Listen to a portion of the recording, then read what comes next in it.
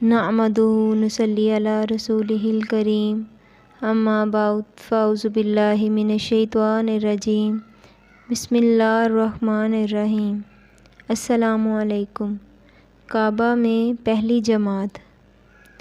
کہاں کفاران مکہ انتظار میں تھے کہ حضرت عمر رسول پاک صلی اللہ علیہ وآلہ وسلم کا خون میں ڈوبا ہوا سر لے کر آ رہے ہوں گے، اور کہاں یہ منظر کہ خود وہ رسول پاک صلی اللہ علیہ وآلہ وسلم کے ساتھ غلامانہ انداز میں اور مجاہدانہ للکار کے ساتھ چلے آ رہے ہیں۔ ابھی کفار سکتے کی حالت میں یہ منظر دیکھ ہی رہے تھے کہ انہوں نے اپنا اسلام ظاہر کیا اور خدا کے مقدس پیغمبر رسول پاک صلی اللہ علیہ وآلہ وسلم سے فاروق کا خطاب حاصل کیا۔ اسلام لانے کے بعد آپ اپنے ماموں ابو جہل کے پاس پہنچے، جو سرداران قریش میں سے تھا۔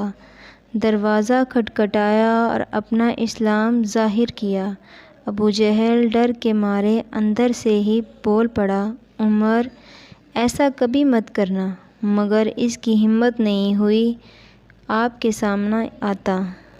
پھر آپ ایک دوسرے سردار کے پاس پہنچے، وہاں بھی آپ نے اپنا اسلام ظاہر کیا، مگر وہ بھی آپ کے ڈر سے باہر نہیں نکلا۔ آپ چاہتے تھے کہ جس طرح اور مسلمانوں پر ظلم کیا جاتا ہے، لوگ آپ کے ساتھ بھی وہی سلوک کریں، مگر یہاں معاملہ ہی دوسرا تھا۔ سرداران قریش تک آپ کے سامنے آنے سے کترانے لگے۔ بالآخر ایک شخص کے مشورے پر آپ نے کفار کے جھرمٹ میں اسلام کا اظہار فرمایا۔ یہ سنتے ہی ادھر ادھر بیٹھے مشرکین آپ پر ٹوٹ پڑے۔ جب یہ شور و غل کی آواز آپ کے ماموں ابو جہل نے سنی تو اس نے ایک پتھر پر چڑھ کر اعلان کیا کہ اے لوگو، میں نے اپنے بھانجے کو پناہ دی، جسے سن کر آپ پر حملہ کرنے والے کفار دور ہٹ گئے۔ یہ دیکھ کر آپ کو بڑا افسوس ہوا کہ سارے مسلمان کفار کے ہاتھوں پٹتے رہے اور میں سلامت رہوں۔ آپ نے ابو جہل کو مخاطب فرما کر فرمایا، مجھے تیری پناہ کی کوئی ضرورت نہیں، میں اسے تجھے لوٹاتا ہوں۔ آپ کی اس شان و شوکت اور آپ کی بہادری کو خراج عقیدت پیش کرتے ہوئے حضرت ابن مسعود فرماتے ہیں کہ عمر کا اسلام دین کی فتح تھی، ان کی ہجرت خدائی نصرت تھی، اور ان کی خلافت خدائے ذوالجلال کی رحمت تھی۔ ہم میں کسی کی ہمت نہیں تھی کہ بیت اللہ شریف کے پاس عبادت کر سکیں، مگر جب عمر اسلام لائے تو انہوں نے مشرکین کا اس طرح جواب دیا کہ وہ عاجز آ گئے۔ عاجز آ کر انہوں نے ہمارا پیچھا چھوڑ دیا۔ اب ہم کھلے عام خانہ کعبہ کے پاس نماز ادا کرنے لگے۔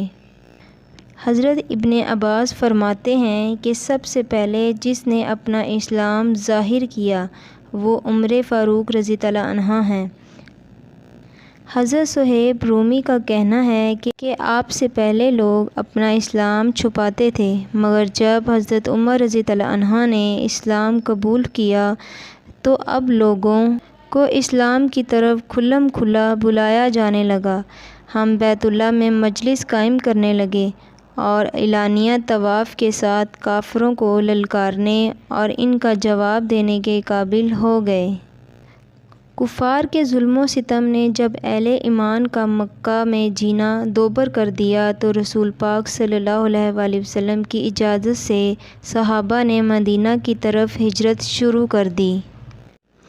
ان کو یہ بھی ناپسند تھا، اس لیے ہجرت کرنے والے مسلمانوں کو ہجرت سے روکنا چاہا، جس کی وجہ سے اکثر صحابہ چھپ چھپا کر رات کے اندھیرے میں مکہ سے مدینہ کے لیے نکلتے تھے، مگر جب حضرت عمر فاروق رضی اللہ عنہ نے ہجرت کی تو پہلے اپنی تلوار گلے میں لٹکائی، کمان کندھے پر رکھا اور تیر ہاتھ میں لے کر پہلے تو خانہ کعبہ کا طواف کیا، مقام ابراہیم پر نماز پڑھی اور پھر کعبہ کے پاس بیٹھے ایک کافر کے پاس پہنچ کر فرمایا، تمہارا چہرہ بگڑ جائے، تمہارا ناس ہو۔ پھر بلند آواز سے فرمایا، جو کوئی اپنی ماں کو بے اولاد اور اپنے بچوں کو یتیم اور اپنی بیوی کو بیوہ بنانا چاہتا ہے، وہ میرے ساتھ اس وادی میں آ کر مقابلہ کرے۔ اس کے اس کھلے عام للکار پر بھی کفار میں کوئی بھی آپ کو جواب دینے کی ہمت نہ کر سکا۔ آپ جب مدینہ پہنچے تو آپ کے ساتھ 20 سوار تھے، جبکہ آپ سے پہلے حضرت مصعب ابن عمیر وہاں پہنچ چکے تھے۔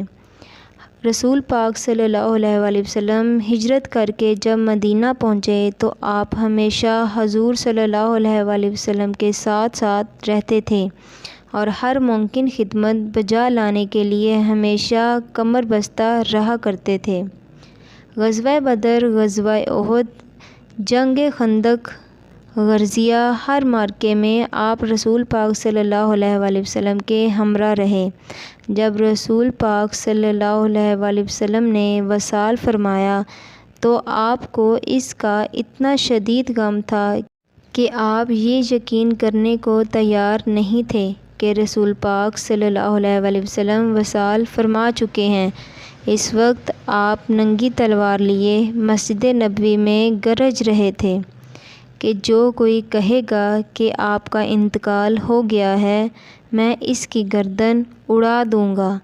جب حضرت صدیق اکبر رضی اللہ عنہ نے منبر پر کھڑے ہو کر یہ آیت پڑھی، سورۃ آل عمران آیت نمبر 144، تو لوگوں کی آنکھوں سے اچانک پردہ اٹھ گیا، یہاں تک کہ حضرت عمر کو خود اپنا وجود سنبھالنا مشکل ہو گیا۔ آپ چکرا کر بیٹھ گئے۔